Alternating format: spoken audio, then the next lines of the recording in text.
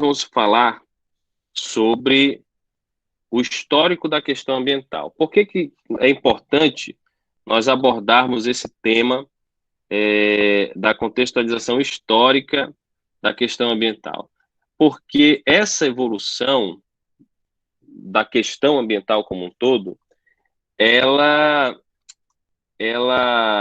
é fundamental para nós entendermos a evolução também da política ambiental, da política florestal, da legislação ambiental e da legislação florestal no nosso país, né? Então, o país, nosso país, né, o Brasil, ele participou ativamente, né, desses debates, tinha uma posição inicial diferente, né, do que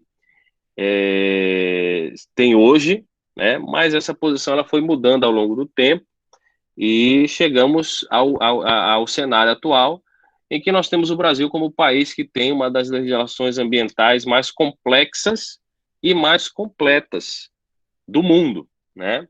Claro que existem aqueles problemas que todos nós já conhecemos, né? A questão da aplicação da lei é uma grande dificuldade, mas em termos de lei na letra, né?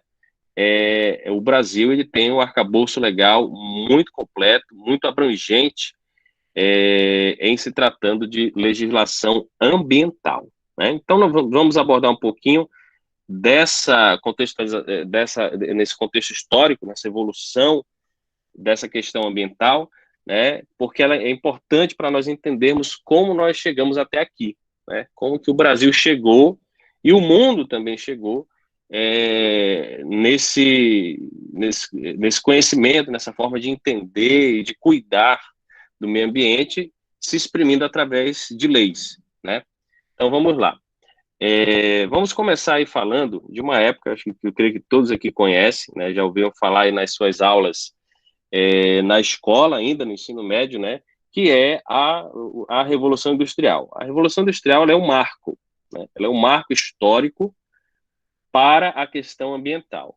Então, para a gente entender o quanto a Revolução Industrial ela marcou, né, as mudanças, tanto as mudanças ambientais, né, mudanças climáticas, degradação do ambiente, desmatamento e tudo mais, né, exploração dos recursos minerais, né, nós precisamos entender, para nós entendermos bem a relevância, o quão importante foi a Revolução Industrial no contexto ambiental, nós precisamos analisar, relembrar, né, como era a condição ambiental e como funcionava aí o trabalho no período pré-revolução, né? Então, antes da Revolução Industrial, basicamente, né, nós tínhamos aí o ambiente com uma certa capacidade de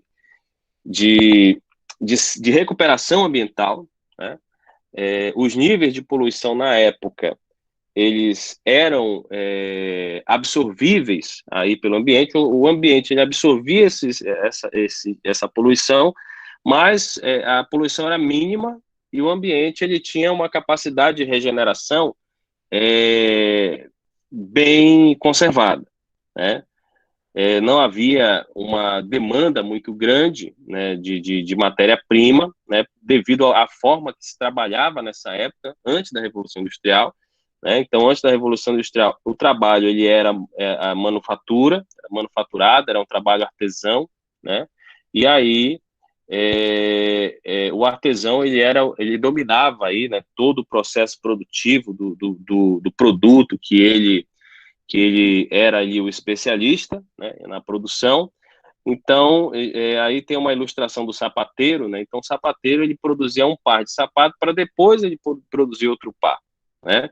Então, assim, ele por si só, ele não consumiria uma quantidade grande de recursos naturais, de matéria-prima, para produzir os sapatos, né? Porque era um processo lento, era um processo manual, e que demorava para ele, do tempo que ele, toda a cadeia produtiva, né? Era uma cadeia produtiva que tinha um certo tempo, E aí, nesse período em que ele estava trabalhando em um par de sapatos, vamos dizer assim, ele não explorava ou extraía matéria-prima da natureza. Então, vamos hipoteticamente aqui entender que o tempo que ele trabalhava para fazer aquele sapato poderia ser, hipoteticamente, o tempo que a natureza poderia levar para se restaurar do impacto mínimo, né, os impactos ambientais mínimos que era ocasionado por essa atividade, né? Isso é uma ilustração usando apenas uma única atividade, que é a atividade do sapateiro. Mas as outras atividades econômicas da época, elas também eram artesanais, né? Então, era o artesão ali que trabalhava fabricando pratos, colheres, móveis de madeira. Então, assim, não havia aquela demanda exacerbada de produto, de recursos naturais, de matéria-prima, para que os bens fossem produzidos, né? Então, os impactos ambientais eram mínimos, né? A demanda por recursos ambientais, ela também era mínima, e a capacidade de recuperação do ambiente, de regeneração do impacto causado por essa pequena demanda de recursos ambientais, ou seja, de matéria-prima extraída da natureza para o processo produtivo, ela estava resguardada, porque o impacto era mínimo. Então, o ambiente ele tinha a capacidade de absorver esse impacto e se regenerar, se restaurar desse impacto ambiental causado pela atividade, pelas atividades que eram exercidas pré-revolução industrial. Então, era algo assim que estava até em certo equilíbrio, né? Havia poluição, é claro, né? Havia poluição, havia desmatamento, havia, mas eram em níveis muito baixos, né? E aí vem a Revolução Industrial, né? A Revolução Industrial, que ocorre ali no final do século XVIII, né, 1790, 1790, 1800, no final do século XVIII, vem a Revolução Industrial e vem ali todas as mazelas, né, que ela trouxe com ela, a poluição, o trabalho praticamente escravo de crianças, de mulheres, né, esses impactos sociais terríveis, do êxodo rural, as pessoas vindo para a cidade, uma coisa terrível, né? Pessoas se amontoando nas cidades aí para conseguir emprego nas indústrias, a questão do carvão mineral, a exploração do carvão mineral, inicialmente na Inglaterra, depois se espalhando aí por toda a Europa, a devastação das florestas da Europa para a obtenção de madeira, seja para a construção das estruturas das indústrias, seja para o uso dessa madeira nos fornos, para movimentar as máquinas, que na época eram máquinas a vapor. Então, na Revolução Industrial, os impactos eles aumentaram severamente. Então, houve um aumento aí exponencial do impacto ambiental, né, devido ao advento da Revolução Industrial. Então, a partir daí, o modo de produção ele passou do modo de produção artesão, né, modo de produção ali manufaturado, né, um único homem, talvez com um ou dois ajudando ele ali produzindo, para o modo de produção industrial. E aí é que começam os nossos problemas, porque o modo de produção industrial ele é incomparavelmente muito mais demandante de recursos naturais, de matéria-prima, de insumos, do que um artesão ali fazendo um sapato, né? Então, os impactos ambientais ali desde o início da Revolução Industrial, os impactos ambientais eles aumentaram severamente, né? Exponencialmente. A demanda por recursos naturais, recursos ambientais, ela também aumentou exponencialmente, né? Então, se um marceneiro, naquela época, para fazer uma mesa, né, ele precisava de uma árvore, na indústria você tinha 50 marceneiros para fazer 50 mesas, né? Hipoteticamente falando também, né? Então, a pressão sobre os recursos naturais aumentou drasticamente. Não só sobre aqueles que forneciam matéria-prima, mas também sobre aqueles que eram essenciais à sobrevivência. Por exemplo, água, né? A demanda por água potável aumentou muito, e fora os problemas causados pela poluição, né? Naquela época não se tinha o conhecimento que nós temos hoje. Então, naquela época, por exemplo, as indústrias jogavam a fumaça ao ar livre, sem nenhum tipo de tratamento, a água, se jogavam resíduos nos rios, entendeu? Então, a Revolução Industrial, ela trouxe, assim, ambientalmente falando, é claro que ela trouxe prosperidade, a economia evoluiu, houve um crescimento econômico, um desenvolvimento econômico, sim, houve todos esses benefícios. Mas, olhando pelo lado ambiental, né, foi um caos, né? Foi uma situação assim, muito drástica. E esse é um marco, né? É um marco aonde todos a questão, os recursos ambientais como um todo, né, começaram a serem comprometidos, né, e também começou a se comprometer aquela capacidade de recuperação que o ambiente tinha quando ali do período pré-revolução, né, em que havia o impacto, havia a poluição, mas era assim assimilado pelo ambiente, diluído pelo ambiente, aquilo ali, né? Agora não. Agora a pressão a demanda pelos recursos é muito grande, a pressão sobre os recursos ambientais e naturais eram muito grandes, né? E aí essa capacidade do ambiente de se restaurar, ela também começou a ser comprometida, né?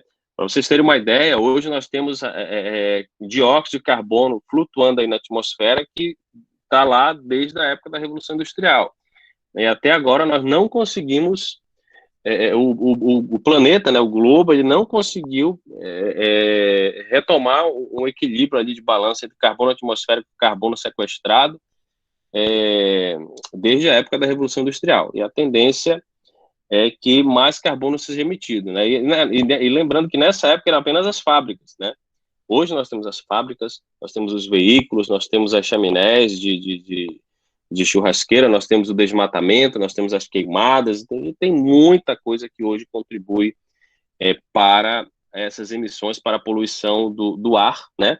Isso sem falar da poluição da água, poluição do solo, né? Sem falar dos problemas sociais que a Revolução Industrial trouxe. Hoje nós sabemos que o componente social, ele é um componente ambiental, né? Ele é tratado como um componente do meio ambiente, né? Então a gente vê aí nessa figura mais acima, essa figura maior, as crianças que trabalhavam nas fábricas de carvão de forma desumana, né? Praticamente trabalho escravo, as mulheres que tinham que trabalhar em jornadas de 12 a 16 horas por dia dentro das indústrias e ganhando uma miséria de salário, né?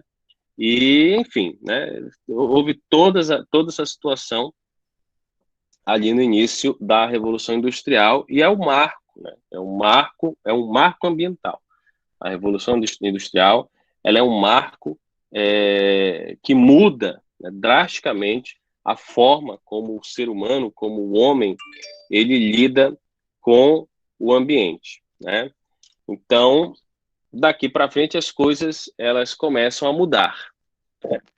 E desde da Revolução Industrial, a gente às vezes fala assim, quando a gente fala em Revolução Industrial, a nossa mente ela se remete à Inglaterra ali do final do século XVIII. Mas a Revolução Industrial, pessoal, ela nunca acabou. Na verdade, ela continua até os dias de hoje, né? Muitos estudiosos, eles dividem a Revolução Industrial em três, alguns em quatro fases, né? Então, por exemplo, esse gráfico aqui, ele mostra aqui a evolução dessas fases. Nós temos a primeira fase da Revolução Industrial, foi a máquina a vapor, que foi o que aconteceu nessa época ali da Inglaterra, no final do século XVIII, 1784, a invenção da máquina a vapor, e dali para frente, né, começou aí a questão das indústrias, né, de início usando maquinário a vapor. Em 1870, né, entende-se que houve aí um segundo uma segunda fase da Revolução Industrial, que foi o advento da energia elétrica, e também mudou ali as formas de produção. As máquinas a vapor foram aposentadas, e aí começou-se a trabalhar com máquinas movidas a energia elétrica, né? Então, progressivamente foi se abandonando uma tecnologia e adotando-se a tecnologia mais nova. E aí nós chegamos na década de 70, quando nós temos aí a terceira fase da Revolução Industrial, onde nós temos aí o advento da eletrônica, da tecnologia da informação, né, da automação industrial, né? Foi ali na década de 70 que começou-se a desenvolver a indústria como nós conhecemos hoje, né, com aqueles robôs, aqueles braços mecânicos, né? Isso aí começou a ser desenvolvido ainda ali na década de 70, e aí começou aí uma terceira revolução industrial, terceira fase, né, que é a fase da eletrônica, né, da automação. E aí, atualmente, né, alguns estudiosos, eles entendem que nós estamos numa quarta fase da revolução industrial, que é a fase aí dos sistemas cyberfísicos, né? Então, que envolve aí a questão das tecnologias remotas, do celular, da automação chegando, inclusive, até as nossas casas, com aquelas casas todas controladas pelo celular, à distância, enfim, né?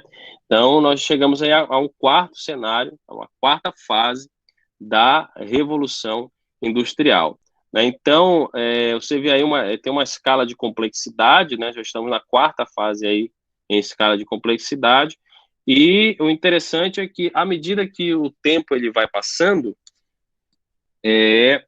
nós vamos verificando que tem se buscado novas tecnologias para tentar diminuir o estrago que foi feito ainda ali na primeira fase da Revolução Industrial, né? Então, ainda foi um estrago muito grande que até hoje, agora que nós estamos começando a encontrar maneiras para tentar mitigar esses impactos, restaurar o ambiente, né? Agora que nós estamos começando. Eu sempre falo, quando eu dou essa aula aqui sobre...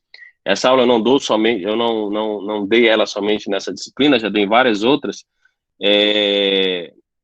Quando a gente fala sobre essa questão da Revolução Industrial, eu sempre falo que nós temos aí desde 1784, você pega 1700, 1800, 1900, 237 anos, nós temos 237 anos desde a Revolução Industrial poluindo. São 237 anos de poluição severa. E agora é que nós estamos começando a tentar voltar, né, a tentar resgatar, a tentar restaurar aquilo que foi destruído, aquilo que foi poluído, aquilo que foi devastado. Então, nós estamos ali no primeiro passo, né? Então, temos muito ainda a caminhar nessa questão aí das tecnologias, né? Encontrar essas tecnologias sustentáveis. Nós vamos falar lá na frente mais um pouquinho, nós vamos falar sobre a sustentabilidade, né? Mas hoje já temos esse termo, né? Sustentabilidade, desenvolvimento sustentável, agroecologia, enfim, buscando alternativas menos impactantes ao ambiente, para nós tentarmos não só conservar ou preservar o que nós temos, mas recuperar um pouco daquilo que foi degradado, né? Então, a Revolução Industrial realmente ela foi um marco muito forte nessa questão ambiental, e até hoje, né, ela tem influenciado bastante, agora num sentido contrário, né? Na primeira fase, grande poluição, devastação total, aquela coisa toda. Agora não, né? Temos direitos humanos, tecnologias limpas, energia renovável. Então, é um cenário completamente diferente, né? Mas só agora, né? Só agora. Então, temos ainda realmente muito a caminhar em relação a essa questão aí da sustentabilidade, toda essa questão ambiental, como está hoje, né? Temos muito a caminhar ainda para chegar porque essa questão, pessoal, de sustentabilidade, de desenvolvimento sustentável, é algo ainda a se alcançar, né? Então, nós sequer alcançamos isso. Nós já sabemos o que é, mas ainda não alcançamos. E é nisso que essas novas tecnologias, dessa quarta fase da Revolução Industrial, têm trabalhado, né? Para tentar começar esse processo, tá bom? Então, temos aí, né, visão do ambiente. Na época ali da primeira fase, o meio ambiente ele era visto como um acessório do desenvolvimento, um grande galpão de madeira, um grande galpão de carvão, um grande galpão de minerais, né? Enfim, então era assim que o ambiente ele era enxergado, ele era entendido na época ali da primeira fase da Revolução Industrial. Os impactos ambientais eles eram e ainda são visíveis, né? Mas era entendido aí como um mal necessário, né? Era entendido como um mal necessário essa questão aí da, da poluição, da degradação, de toda essa devastação que aconteceu, né? Hoje nós sabemos que não, né? Talvez até fosse, né? Porque realmente naquela época não se tinha o conhecimento que nós temos hoje dos ecossistemas, como é que eles funcionam, do corpo humano e dos impactos que a poluição causa, toda essa situação não havia esse conhecimento, né? Então, de certa forma, eram realmente um mal, mas era necessário, porque se não fosse essa primeira fase da Revolução Industrial, nós não teríamos chegado à segunda, não teríamos chegado à terceira e não teríamos chegado à quarta. Então, de certa forma, realmente era um mal, mas foi necessário para que nós chegássemos a esse nível de desenvolvimento tecnológico que nós temos hoje, né? Agora, nós vamos falar sobre a década de 60. Aí você pergunta, professor, por que a década de 60? Porque somente na década de 60, desde 1700 e tarará, né, 1780 para cá, somente na década de 60 é que se tocou nesse assunto da degradação que estava sendo causada pelas indústrias ao ambiente. Então, se você pegar aí uma calculadora, você calcular ali 1789, mais ou menos, né, 60 anos, né, aliás, para 1960, você vai ter uma diferença aí de mais de 170 anos de degradação constante e descuidada, né? E aí, na década de 60, uma mulher, né, ela chama a atenção para uma questão em específico, né? Então, na década de 60, uma mulher chamada Rachel Carson, ela publicou um livro chamado Silent Spring, ou em português, A Primavera Silenciosa. E se você consegue ler essas letrinhas em preto, né, que estão aí na parte central da página, está escrito assim: The Classic That Changed the Environmental Movement, ou seja, aliás, launched, né? Ou seja, o clássico, o livro que lançou, that launched the environmental movement, ou seja, o movimento ambiental. Então, esse livro, ele é importantíssimo na questão ambiental. Ele é o clássico, foi o livro que começou tudo isso que nós temos hoje. Todo esse debate sobre sustentabilidade, desenvolvimento sustentável, tudo isso, né, tecnologias limpas, energia renovável, né, enfim, toda essa conversa, ela começou com este livro, né, A Primavera Silenciosa, da Rachel Carson. Se vocês quiserem ler esse livro, eu posso mandar o PDF. Eu vou colocar o PDF lá nos nossos materiais, né? E quem tiver a curiosidade de ler esse livro, né, fique à vontade. É uma obra em que ela trata ali a respeito dos defensivos agrícolas, né? Que na época ela fez um estudo e ela descobriu que nas regiões aonde se aplicavam esses defensivos, os passarinhos estavam morrendo, né? Os pássaros estavam morrendo. E ela percebia isso muito na época da primavera, né? Que é uma época em que essas aves, os pássaros, eles saem, né, e cantam. Eles fazem uma algazarra danada durante a primavera. E ela percebeu que em alguns locais os passarinhos não estavam mais cantando, né? E ela, através desse estudo, desse livro que ela publicou, ela chegou à conclusão de que essas aves elas estavam morrendo devido à poluição causada pelos defensivos, né? E aí, por isso que ela dá esse nome do livro, A Primavera Silenciosa. Por que silenciosa? Porque os passarinhos não cantavam mais na primavera, né? Então, é um livro muito legal, muito bonito de se ler, e eu vou deixar ele lá nos materiais para quem quiser ler, né? Então, ele foi publicado pela primeira vez em 1962, né, no início da década de 60, né? E aí, ele foi o ponto de partida, né? Se a Revolução Industrial foi o ponto de partida para a degradação, a Primavera Silenciosa, da Rachel Carson, foi o ponto de partida para a recuperação, né? Ali na década de 60. Um outro marco nesse período, da década de 60, e isso também marca porque esse país, ele foi o primeiro país a começar a exigir, fazer algumas exigências relacionadas ao meio ambiente, no caso, relacionado a algum empreendimento, a instalação de empresas, empreendimentos, atividades potencialmente impactantes, né, foi os Estados Unidos, por incrível que pareça, né?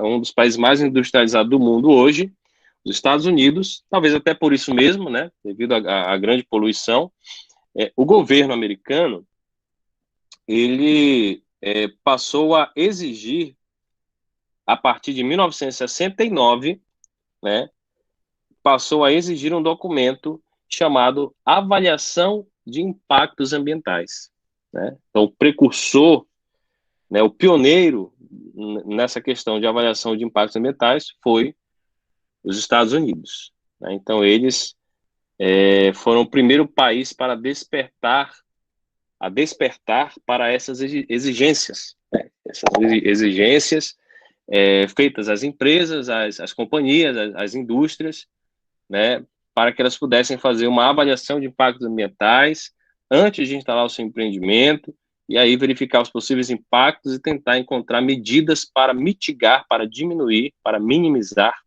esses impactos. Então, a década de 60, muito timidamente, um livro, uma obra marcante, e um país aí despertando para a questão ambiental. Aqui no Brasil, né, como é que estava aqui no Brasil a situação? Bom, aqui no Brasil, pessoal, na década de 60, né, primeiro, só para a gente entender, a questão ambiental no Brasil, ela se desenvolveu, começou a se desenvolver nos últimos 40 anos, né? Nos últimos 40 anos. E isso não abarca a década de 60, né? Então, o que aconteceu lá, né? E ainda, né, esse desenvolvimento da questão ambiental no Brasil surgiu mais por pressões, né, de movimentos locais, de pressões internacionais, do que pela vontade do governo, tá? Então, do pós-guerra até o ano de 1972, ali o começo da década de 70, o Brasil não tinha política ambiental, não tinha, né? Então, você vê que na década de 60 realmente não tinha nada, vai começar a aparecer alguma coisa. De 1972, vocês vão ver daqui a pouco o que aconteceu em 1972 para o Brasil começar a desenvolver aí uma política ambiental, né? Então, não havia uma política ambiental no Brasil, não havia um órgão que cuidasse da questão do meio ambiente no Brasil, não havia nada, né? Não havia nada. Mas havia algumas leis, né? E essa política, né, ela resultou, a nossa política ambiental hoje, ela resultou dessas primeiras leis. Então, nós temos ali, por exemplo, o Código de Águas, que é de 1934, o Código Florestal, que é de 1965, né, bem antigo, e o Código de Caça e Pesca, que é de 1967. Então, até a década de 60, era o que nós tínhamos. Era o que nós tínhamos de leis ambientais, né? Então, o resto, pessoal, era totalmente desregrado. Então, ninguém verificava se estava sendo jogado óleo nos riachos, ninguém verificava questão de desmatamento, a devastação da floresta, ninguém verificava, não tinha de 65 para cá. Aliás, em 1965 não havia aquela questão da reserva legal ainda, foi colocado depois, através de uma emenda, de uma medida provisória, na verdade, né? Muito mais tarde. Então, você vê que ali, nessa época, era a Deus dará, né? E aí, era o que se tinha, né? Não havia ação coordenada, não havia entidade gestora, não havia Ministério do Meio Ambiente, não havia secretarias estaduais de meio ambiente, não havia secretarias municipais de meio ambiente, não tinha nada disso. Então, o poluidor, né, ele poluía livremente, de certa forma, né? Tá ok? Então, na década de 60, o Brasil está entregue, né, à poluição. Vamos para a década de 70, né? Então, na década de 70, um documento muito importante, né, foi elaborado por uma entidade, né, chamada Clube de Roma, né? Clube de Roma. E esse documento ele foi intitulado Os Limites do Crescimento, né? Um documento que fala aí sobre a questão, aquela velha questão que nós já conhecemos, a teoria malthusiana, né? Dizem que essa é uma teoria neo-malthusiana, falando a respeito da capacidade do planeta de suportar a uma determinada população humana. Então, essa capacidade, ela tem um limite. Essa é a proposta desse documento, desse relatório, né? Então, eles dizem, aí eles afirmam que o crescimento, ele tem um limite. Se nós ultrapassarmos esse limite, nós podemos chegar a um ponto em que não tem mais volta, né? E que o ambiente ele vai estar tão degradado a ponto de não ter mais recuperação. Inclusive, nós já temos ecossistemas que estão nessas condições, né? Alguns lugares do mundo, né? Alcançaram um nível de degradação tão severo que é praticamente impossível, né, se recuperar, né?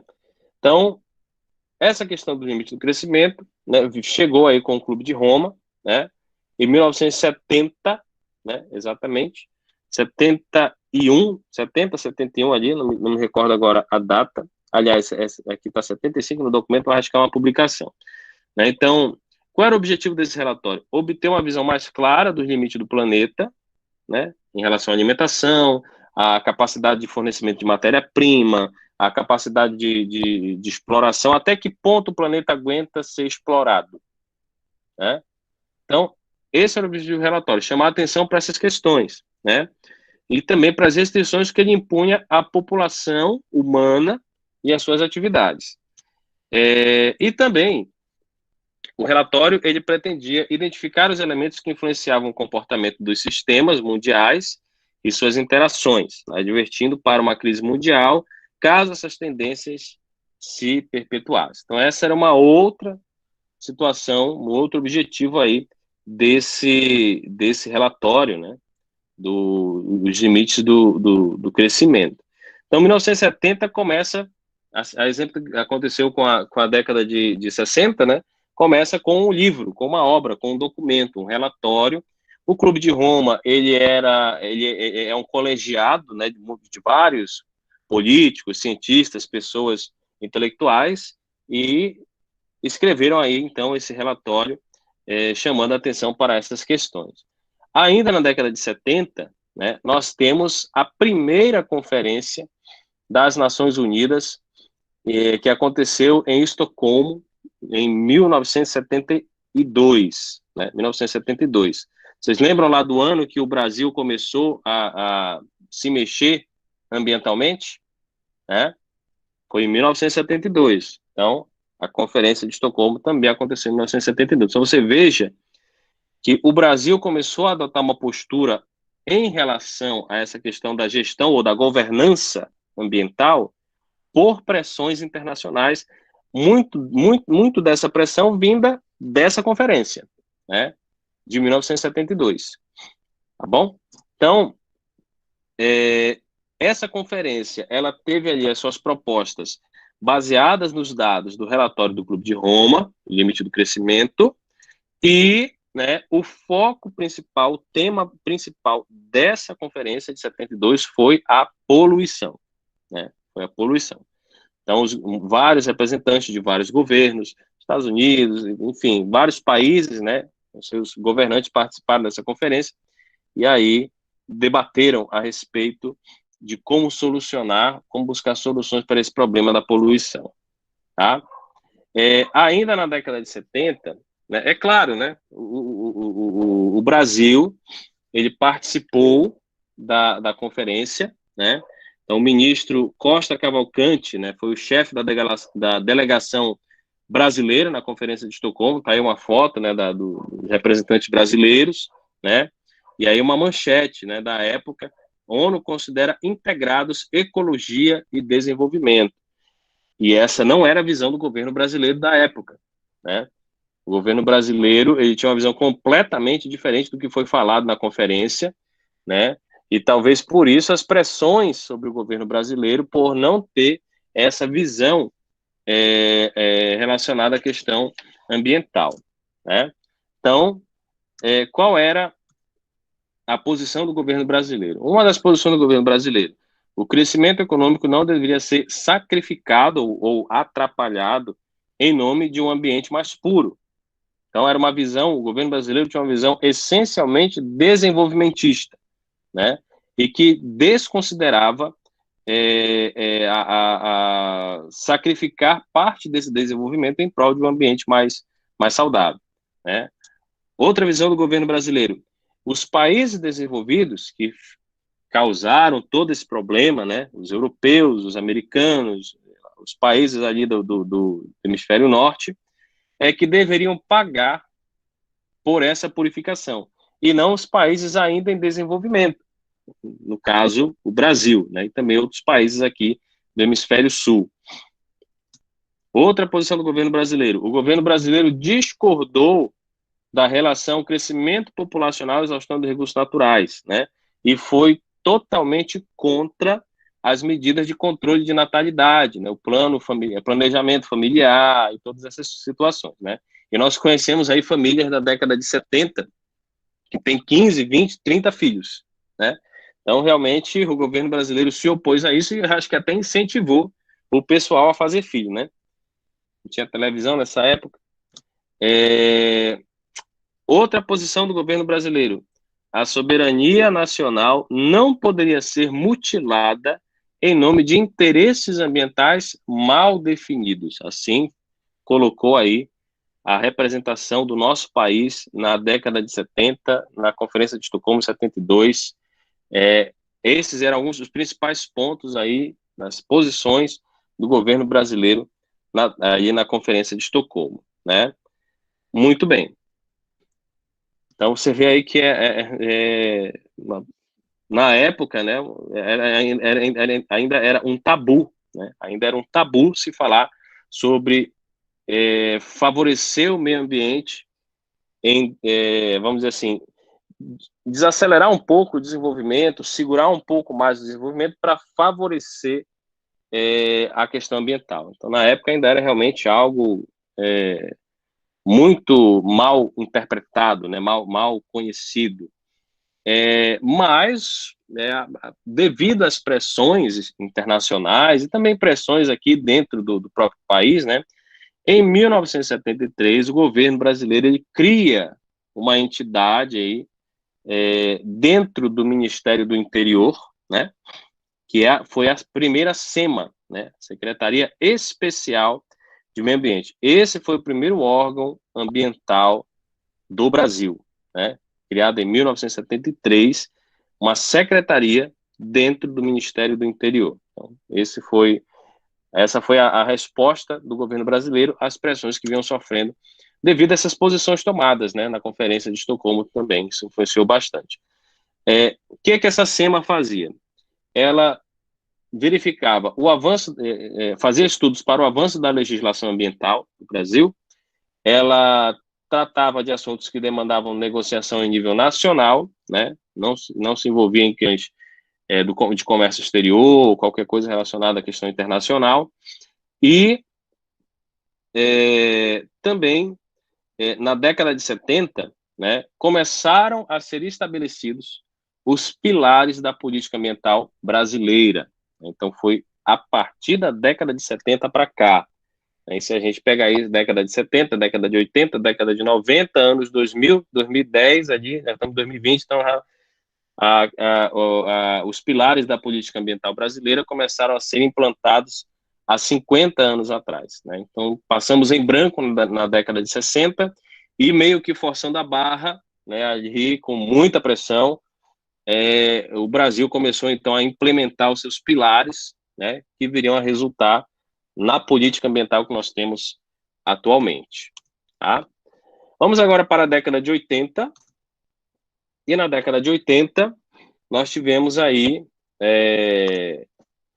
a atenção voltada para a sobrevivência da espécie humana no planeta, né? Então, na década de 80, nós já chegamos em um momento em que já se tem um relativo conhecimento a respeito da questão ambiental.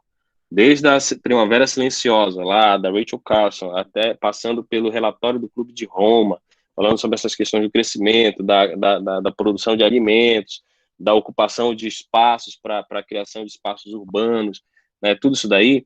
Então, já tinha um relativo conhecimento a respeito da questão ambiental. Então, a atenção ela começou a ser voltada para a sobrevivência da espécie humana no planeta, né? Pois as coisas estavam ficando realmente bem drásticas.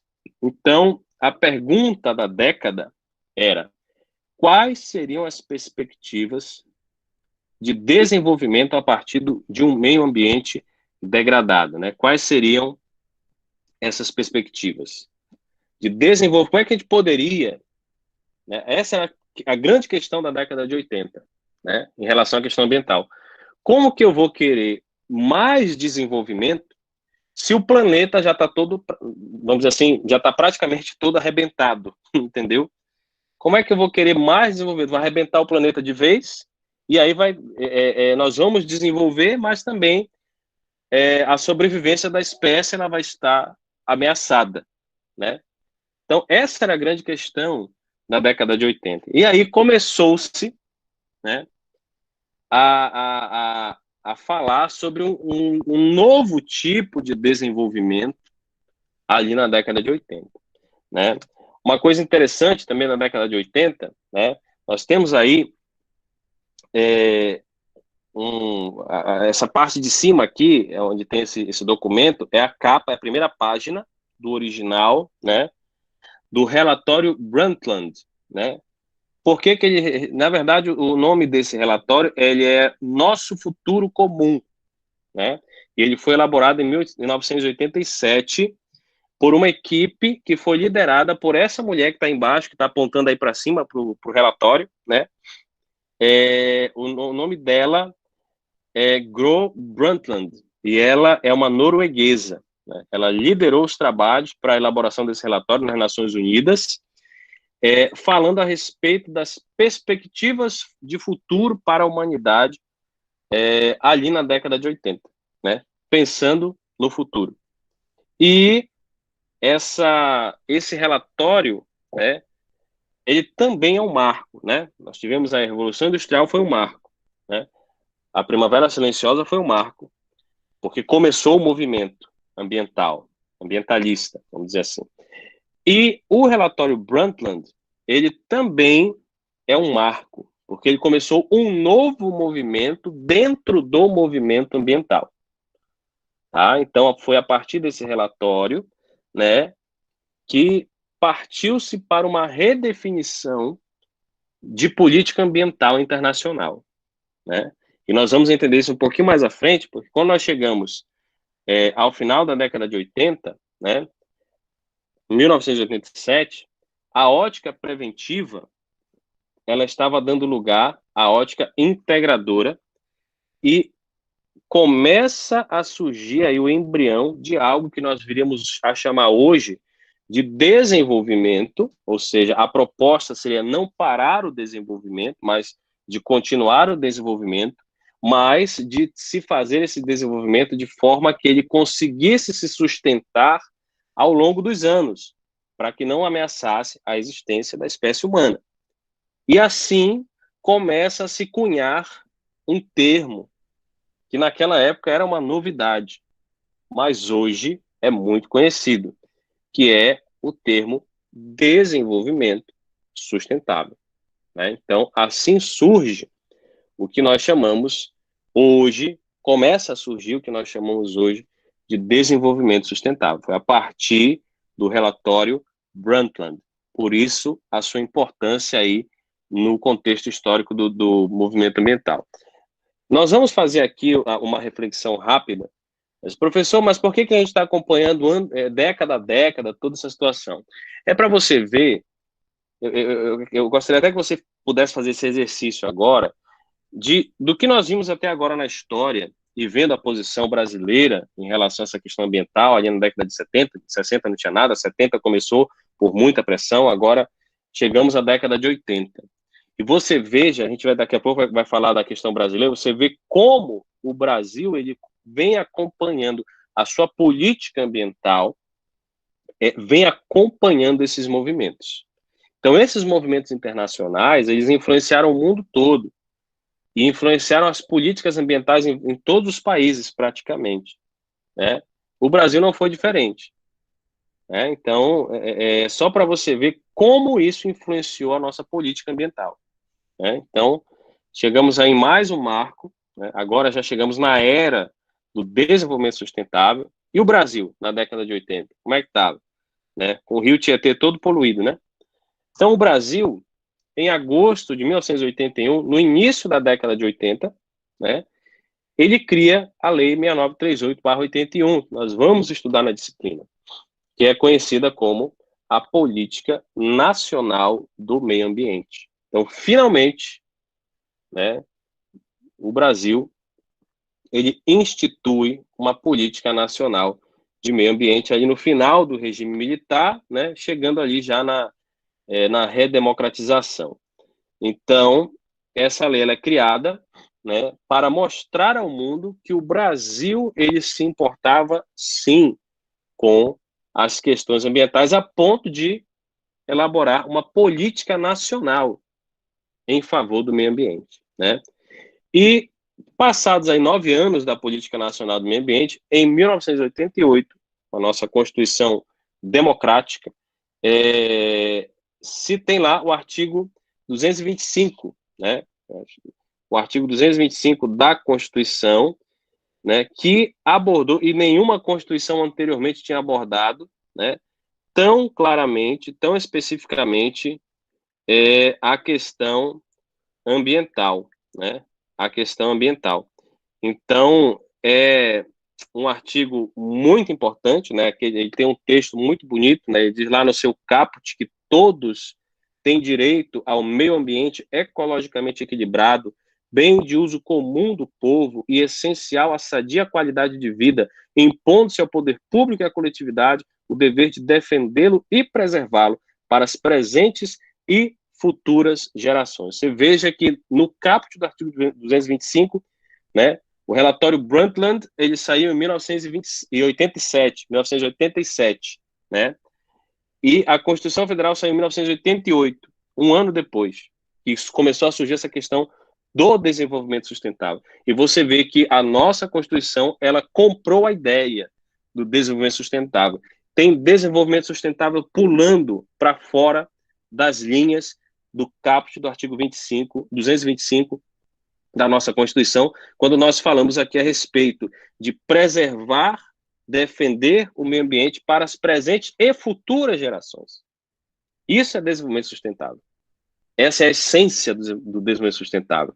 É eu ter um desenvolvimento nos dias atuais, mas pensar que futuramente as outras gerações elas vão precisar também ter a possibilidade de ter desenvolvimento, né? Então, já temos, então, no artigo 225 da nossa Constituição, o meio ambiente impregnado, o desenvolvimento sustentável impregnado na nossa Constituição. Então, e a Constituição, como a lei maior, né, ela dá então, essa abertura, a partir de 1988, para essa enxurrada de legislações ambientais que nós vamos ver surgir ao longo da história da política nacional brasileira em relação ao meio ambiente, de 1988 para cá. Então, vem aí, Política Nacional de Educação Ambiental, Política Nacional de Resíduos Sólidos, a Lei das Águas, Política Nacional de educação ambiental, eu acho que eu até falei essa, né? Enfim, o Sistema Nacional de Unidade de Conservação, o próprio Código Florestal reformulado, tem muita lei no Brasil, a lei de terras, né? Enfim, tem muita legislação no Brasil tratando de quase praticamente tudo o que está envolvido aí em relação ao meio ambiente, tá? Estamos chegando no final, tá, pessoal? Vamos para a década de 90. E na década de 90, nós temos aí a grande conferência, né, a Rio 92, a famosa Rio 92, talvez a mais badalada conferência, né, de todas que já teve.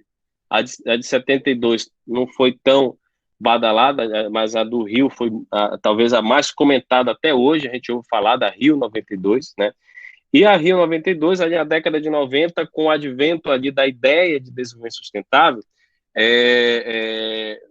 enxergou-se ali que havia uma necessidade de se redefinir o aspecto da política ambiental internacional e de divulgar e discutir a nova concepção, que foi trazida pelo relatório Brundtland, em 1987, foi incorporada na nossa Constituição Federal em 1988, e que estava ali sendo debatida, era o assunto do momento, ali final da década de 80, começo da década de 90, o assunto do momento era o desenvolvimento sustentável. Então, ele foi o tema, praticamente, dessa conferência, né? Ocorre, então, a Eco 92, ou a Rio 92, né, como nós conhecemos, e aí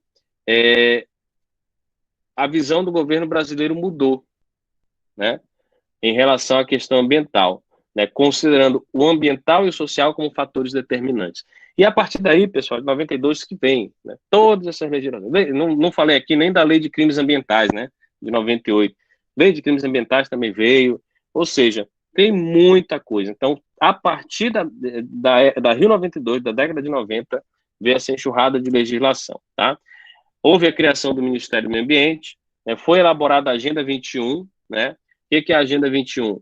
Seriam compromissos que o governo brasileiro assumiria, ou assumiu, né? Foram compromissos assumidos pelo governo brasileiro, com metas para serem alcançadas até o início do século XXI, né? Antes do século XXI.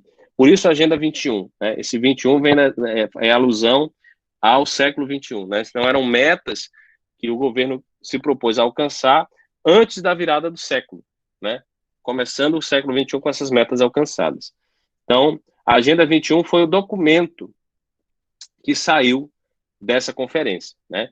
Em 1998, como eu já falei, né, foi aprovada, junto com várias outras leis que surgiram ao longo da década de 90 para cá, a Lei de Crimes Ambientais no Brasil, tá? E aí, chegando no século XXI, né, nós temos os anos 2000 até os nossos dias, nós tivemos aí a Rio Mais 10, né, que trabalhou ali conceitos, aliás, temas, né, como a erradicação da pobreza, já trazendo para o debate ambiental essa questão social, né, erradicação da pobreza, acesso à água, saneamento básico, eliminação de produtos químicos da produção agrícola, da produção de alimentos, preservação preservação da natureza, uso de recursos renováveis, a agricultura ecológica, né, a agricultura orgânica, o uso dos orgânicos, enfim. Então, a Rio Mais 10, ela trouxe essa abordagem, ela aconteceu em Joanesburgo, né, na África do Sul,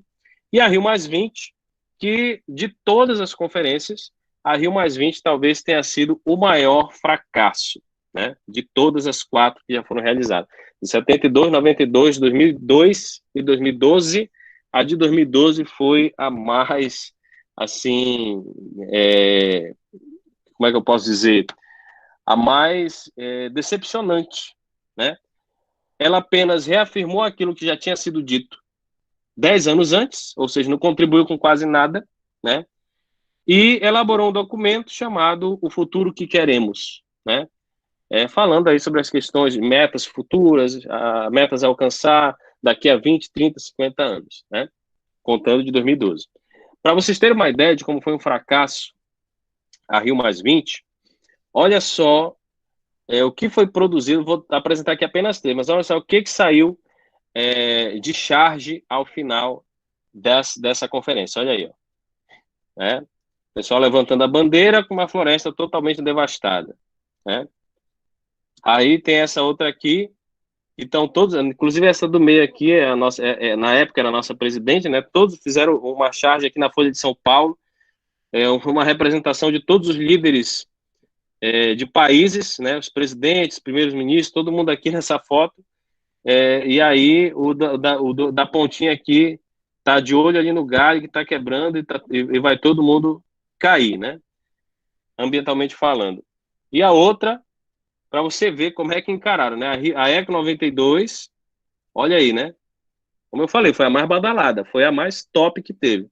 A Rio mais 20, e aí eles fazem uma previsão aqui para Rio mais 40. Ó. Olha como vai estar na Rio mais 40. Então, para você ver como a Rio mais 20 ela foi, assim, tida como um verdadeiro fracasso na história das conferências da ONU para as Nações, para o meio ambiente, né? A Conferência das Nações Unidas para o Meio Ambiente. E, né, nos dias atuais, né, vou citar aqui apenas nós tivemos várias leis importantes, já citei aqui ao longo da apresentação várias, né? Mas duas dessas leis aí, que saíram no ano 2000 agora, né? Século 21, a Lei de Crimes Ambientais é de 98, né? Então ela saiu já antes, na década de 90. No século 21 nós tivemos aí, por exemplo, né? A lei do Sistema Nacional de Unidade de Conservação, do SNUC, né, que regulamenta toda essa questão de criação de parques, unidades de conservação de uso sustentável e de preservação, né? Esqueci até o nome que está lá. Uso sustentável e o outro é de proteção integral, né? Proteção integral. Né? Então, a lei do SNUC e também no nosso Código Florestal, né? A lei 12.651 de 2012, a reformulação desse código, né, é um passo importante. Nós vamos debater sobre isso. Alguns concordam que foi um passo importante, outros dizem que foi um retrocesso na legislação florestal. Enfim, né, isso a gente vai debater, ver o que cada um de vocês pensa sobre isso, né, e vamos, assim, encerrando a nossa aulinha de hoje sobre a contextualização, o contexto histórico da questão ambiental, para a gente entender, começar a entender, ver como é que isso influenciou nós chegarmos aqui no Brasil, nós chegarmos aonde nós chegamos em relação a meio ambiente, na legislação, a comportamentos, a visões, né, políticas relacionadas ao meio ambiente. Ok, pessoal? Então, fechando aqui a apresentação, essa apresentação está disponível lá na nossa salinha de aula, né, lá na nossa turma, no Google Escolar, né? Temos 17 alunos ali cadastrados já. Deixa eu atualizar aqui a página para ver se tem mais. Só os 17. Então, quem não conseguiu, por favor, me avise aí pelo WhatsApp. Né? Você instala o aplicativo aí no celular, tá? Para você ter acesso aos materiais, lá você vai conseguir baixar tudo. Pessoal, funciona tão leve, ou talvez até mais leve, que o WhatsApp, tá? E a vantagem é que fica salvo na nuvem o material, tá? Agora que eu tô vendo os comentários aqui, o Jonathan estava empolgado na aula, né? Poluição insana, né? Beleza. Alguma pergunta? Foi boa a aula?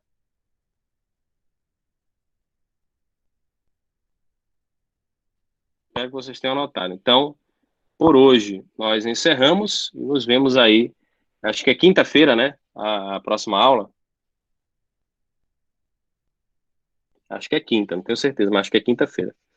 Então, nos vemos aí na próxima aula, tá bom? Beleza?